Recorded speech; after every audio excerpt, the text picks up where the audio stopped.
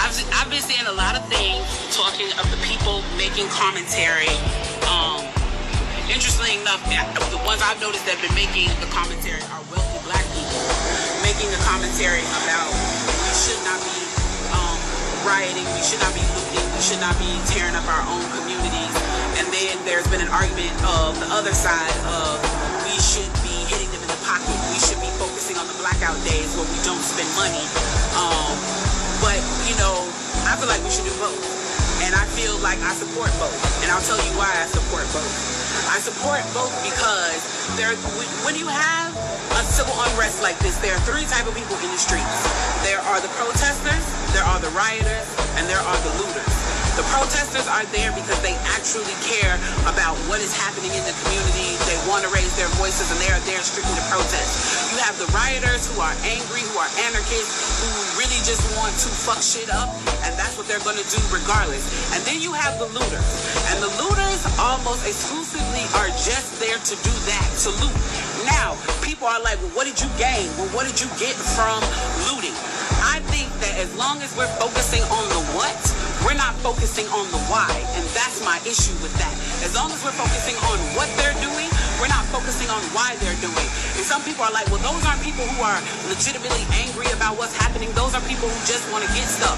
Okay, well then, let's go with that. Let's say that's what it is. Let's ask ourselves why in this country in 2020, the financial gap between poor blacks and the rest of the world is at such a distance that people feel like their only hope and only opportunity to get some of the things that we flaunt and flash in front of them all the time is to walk through a broken glass window and get it. That they are so hopeless that getting that necklace, getting that TV, getting that change, getting that bed, getting that phone, whatever it is that they're going to get, is that in that moment when the riots happen and if they present an opportunity of looting, that's their only opportunity to get it. We need to be questioning that why. Why are people that poor? Why are people that broke?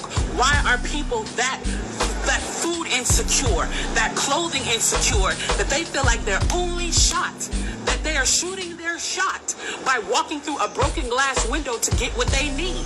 And then people want to talk about, well, there's plenty of people who pulled themselves up out of bootstraps and got it on their own. Why can't they do that? Let me explain to you something about economics in America. And I'm so glad that as a child, I got an opportunity to spend time at Push where they taught me this, is that we must never forget that economics was the reason that black people were brought to this country.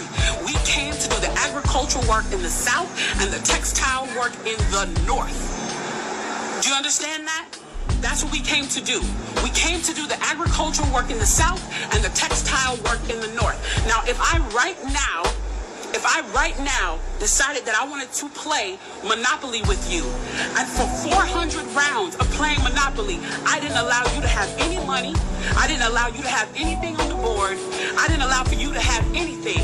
And then we played another 50 rounds of Monopoly, and everything that you gained and you earned while you were playing that round of Monopoly was taken from you. That was Tulsa, that was Rosewood. Those are places where we built black economic wealth, where we were self-sufficient, where we owned our stores, where we owned our property, and they burned them to the ground. So that's 450 years. So for 400 rounds of Monopoly, you don't get to play at all. Not only do you not get to play, you have to play on the behalf of the person that you're playing against. You have to play and make money and earn wealth for them, and then you have to turn it over to them. So then for 50 years, you finally get a little bit and you're allowed to play. And every time that they don't like the way that you're playing, or that you're catching up, or that you're doing something to be self-sufficient, they burn your game. They burn your cards. They burn your Monopoly money. And then, finally, at the release and the onset of that, they allow you to play and they say, okay, now you catch up. Now, at this point, the only way you're going to catch up in the game is if the person shares the wealth, correct? But what if every time you share the wealth, then there's psychological warfare against you to say, oh, you're an equal opportunity hire. So if I played 400 rounds of Monopoly with you and I had to play and give you every dime that I made, and then for 50 years, every time that I played, if you didn't like what I did, you got to burn it like they did in Tulsa and like they did in Rosewood, how can you win? How can you win? You can't win. The game is fixed.